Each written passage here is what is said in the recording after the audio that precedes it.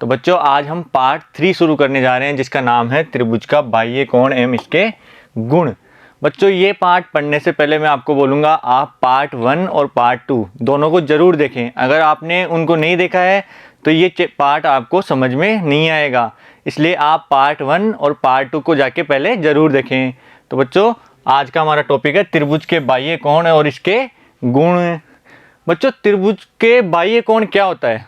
हम एक प्रमेय करेंगे कि त्रिभुज का बाह्य कोण अपने दोनों सम्मुख अंतःकोणों के योग के बराबर होता है। तो बच्चों इसको करने से पहले हमें ये समझना होगा कि बाह्य कोण क्या होता है और उसके सम्मुख अंतःकोण कौन से होते हैं। तो बच्चों देखो हमने पढ़ा था त्रिभुज में 3 कोण होते हैं, वो तीनों अंतःकोण होते हैं। अब हम भुजा BC को आगे बढ़ाएंगे।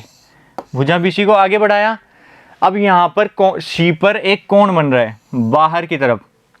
त्रिभुज के बाहर C पर एक कोण बन रहा है, यह त्रिभुज का एक बाह्य कोण कहलाएगा। बच्चों त्रिभुज के तीनों शीर्षों से हम आगे निकालेंगे लाइन को, तो तीनों से एक एक कोण बन रहा है। इस प्रकार त्रिभुज में बाहर की ओर 3 कोण हो सकते हैं। इन कोणों के सम्मुख भुजा कौन सी है? देखो बच्चों यहाँ C पर कोण बन रहा है, तो C के सम्मुख भुजा कौन सी है? C के सम्मुख भुजा है AB। तो A और B पर जो कोण बनते हैं वो इस कोण बाह्य कोण के सम्मुख अंतःकोण कहलाएंगे। जैसे कोण A और कोण B है, ये इस बाह्य कोण C के सम्मुख अंतःकोण कहलाएंगे।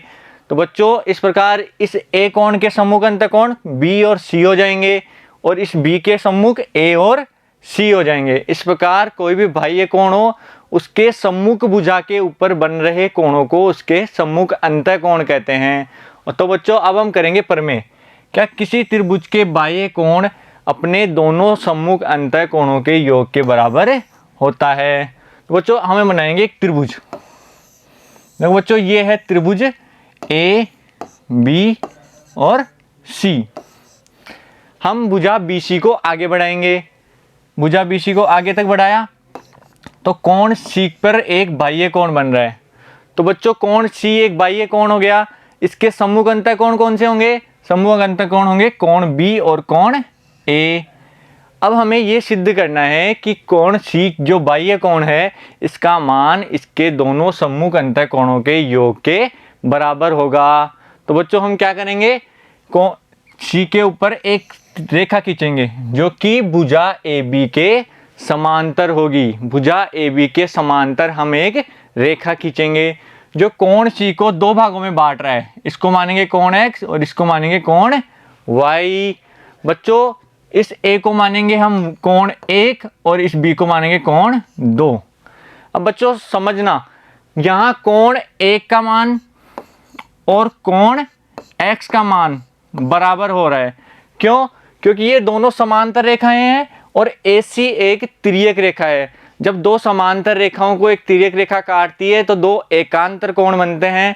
तो यहाँ कोण 1 और कोण X दोनों एकांतर कोण हैं, इसलिए इन दोनों का मान बराबर होगा। किस कारण होगा? क्योंकि ये दोनों एकांतर कोण है। बच्चों तिर्यक रेखा काटती है समांतर रेखा को तो 2 एकांतर कोण बनते हैं, उन दोनों कोणों का मान समान होता है। इसी प्रकार बच्चों कोण 2 और कोण Y, कोण 2 और कोण Y भी समान होंगे क्योंकि ये संगत कोण है। बच्चों कोण 2 और कोण Y ये दोनों भी समान होंगे। किस कारण? क्योंकि ये दोनों संगत कोण है। बच्चों एकांतर कोण की वजह से कोण 1 कोण X के बराबर हुआ और संगत कोण के कारण कोण 2 कोण Y के बराबर हुआ। तो बच्चों कोण 1 बराबर कोण X है और कोण 2 बराबर कोण Y है। अब हम बच्चों कोण 1 और कोण 2 को जोड़ेंगे। कोण 1 प्लस कोण 2, तो ये किसके बराबर आएगा? ये आएगा कोण 1 किसके बराबर है? X के, और कोण 2 कोण Y के। तो इनको लिखेंगे कोण X प्लस कोण Y। अब देखो बच्चों कोण 1 प्लस कोण 2 ये बराबर हो गया। अब X और Y ये दोनों मिलकर कौन सा कोण बना रहे हैं?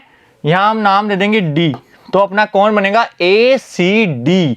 X और Y दोनों कोणों को हम मिलाएंगे तो ये कोण बनेगा कोण ACD जो कि अपना बाह्य कोण था। इसलिए बच्चों बाह्य कोण का मान उसके सम्मुख अंतःकोणों के योग के बराबर होता है। समझ में आ रहा है बच्चों? आगे देखो बच्चों, एक क्वेश्चन हल करेंगे। एक आकृति दी हुई है जिसमें x का मान निकालना है। देखो बच्चों, इस उदाहरण को ध्यान से समझना। एक आकृति है जिसमें बाह्य कोण कितना दे रखा है, बाह्य कोण दे रखा है 110 डिग्री। बच्चों इसके सम्मुख अंतःकोण कौन से होंगे, इसके सम्मुख अंतःकोण इसकी सम्मुख भुजा पर बन रहे कोण है। तो इसके सम्मुख भुजा ये है, इसके अंतःकोण है 50 डिग्री और x डिग्री, 50 डिग्री और x डिग्री को। तो हमें पता है कि अंतःकोणों का योग इसके बाह्य कोण के बराबर होता है। तो हमने अंतःकोणों का योग लिखा। अंतःकोण क्या है, x डिग्री और 50 डिग्री।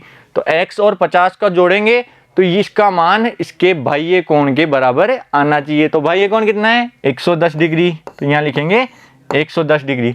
अब देखो बच्चों, ये 50 इधर जुड़ रहा है, पक्षांतरण करेंगे 50 उधर जाएगा तो माइनस का हो जाएगा। तो अपने x बराबर क्या आएगा, 110 माइनस 50 डिग्री। 110 में से 50 गए तो कितने आएंगे, 60 डिग्री। तो x का मान आ गया 60 डिग्री। बच्चों समझ में आया कि किसी बाह्य कोण का मान उसकी सम्मुख अंतःकोणों के योग के बराबर होता है। बच्चों आशा करता हूँ आज आपको पढ़ाया हुआ ये टॉपिक समझ में आया होगा। अगर आपको फिर भी कोई कन्फ्यूजन है तो आप वीडियो को दोबारा देख सकते हैं। इसे सब अपनी कॉपी में नोट डाउन करके रखना है। और आगे हम करेंगे प्रश्नावली 6.2 के प्रश्न। Thank you.